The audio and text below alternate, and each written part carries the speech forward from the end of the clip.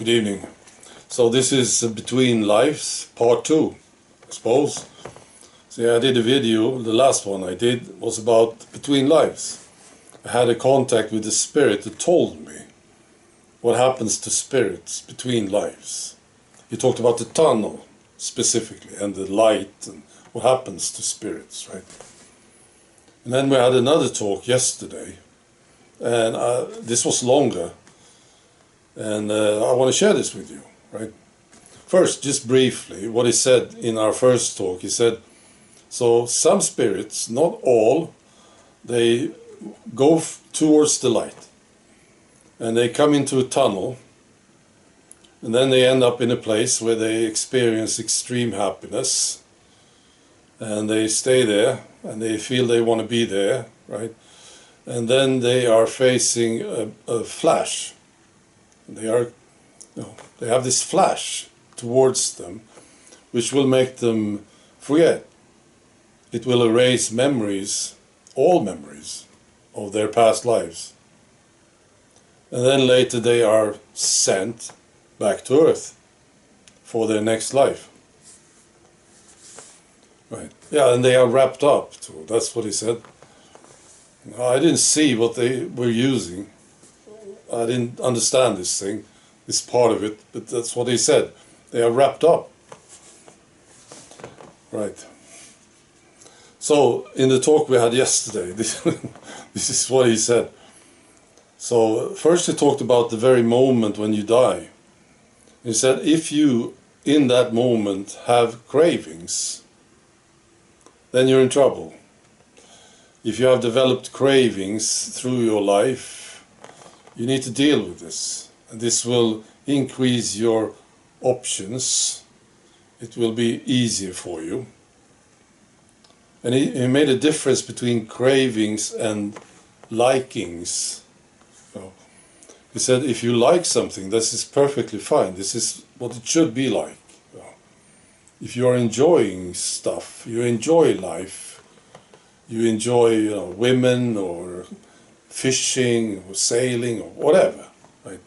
That's what it should be like, he said. It's when you develop cravings for something. That's when you're in trouble. Could be anything, sympathy or attention or whatever. You need to deal with this, and you will improve your chances.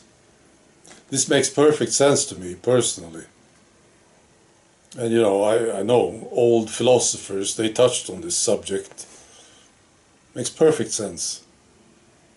So, and those people who have cravings, their awareness will be low, right? And they are more likely to move towards the light. Right, and then he talked about the tunnel. And he said it is like a tunnel, actually. So the spirit will perceive the light and start to move towards it, and there's a tunnel, and it's like there's like a suction, so that if the spirit changes his mind halfway through or something, he will, well, I don't think this will ever happen, but if he would change his mind, he will feel that he's in a tunnel and the light is attractive, and he will just keep moving, It's like a vacuum cleaner or something. Okay. And then he talked about this place that they come to, these spirits, they leave the tunnel, and he said it will be just fantastic for that individual, and it's personal. Yeah, I mentioned this in the first talk we had too. But he talked about this again. He said it can be anything. And it's connected to that craving. See? So if the spirit is craving for attention, let's say, he will get so much attention and he will feel fantastic. See? Whatever it is, it can be anything. Virgins, for instance, or angels, this is what he wants, that's what he will get. Wow. And then, of course, he talked about the moon. Now, this freaked me out. He did mention the moon. And, so he says this is where they have their operation. Our moon. Wow. Now, I don't know, of course, but I know when he said it, I felt very weird. It was the reaction. I had a reaction to it. So I will look further into this. What's with the moon? Could it be true? They have this operation on the moon. Right, I'll have a look. I'm doing this for myself. I have to say this. I want to know these things, and I decided to share whatever I find. Whatever observation I make, I will share it. I wanted to see if I could do it, see. And apparently I can. I wanted to see if I care what people think. And apparently I don't. So you do what you want. Right. I'm not starting anything. I'm not writing a book. I'm not making any money. I will not do lectures. I'm just doing this for myself. Personal stuff. Right. And then he told me this, and this is what I found the most interesting, personally. He said, you have a choice. So you end your life. And he showed me an image. This is what they do, so that I can relate. They are not using words. They use images when they communicate. And he showed me this image, and this is what it was. It was a shopping mall, so that I would understand, And you come into the shopping mall. When you end your life, you come into the shopping mall, and the first thing you see is this very fancy store, right? And it reminded me a bit of McDonald's, actually. The light, very bright place, the colors and the music. And I can understand this, see?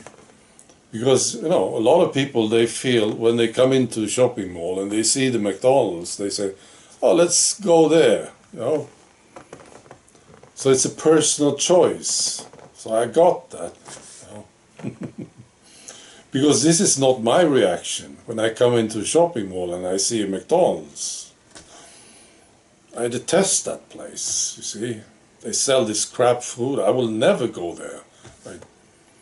So I got that. It's a choice. But a lot of people do, right? They say, okay, let's go to McDonald's. This is fine. This is nice, isn't it? Let's have some of this crap food. And then he showed me a man. So you have this option to go into the McDonald's.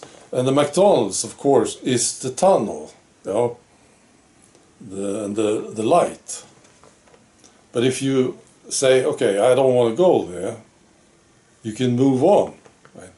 And there are other options that you can pick from. Right? And then he showed me this man, an old man. And this old man was sitting by a table, a very crappy old table. He didn't have any sign or anything. He was sitting on this crappy chair, And I walked up to this man, right? And he presented something else. See what I mean? He didn't have the tunnel or the light. Well, no, this was completely different. And I can relate to this. Sometimes in my dreams, for instance, I meet very smart spirits who will tell me things, And that's what I would expect from this old man. You can take me on a tour, tell me the truth about what it's like and what my options are and stuff, So that was a great vision. image that he showed me. So I totally got it. And then, of course, you have the option not to do anything. You know, you can look at that crappy McDonald's store. You can look at it, right, if you want.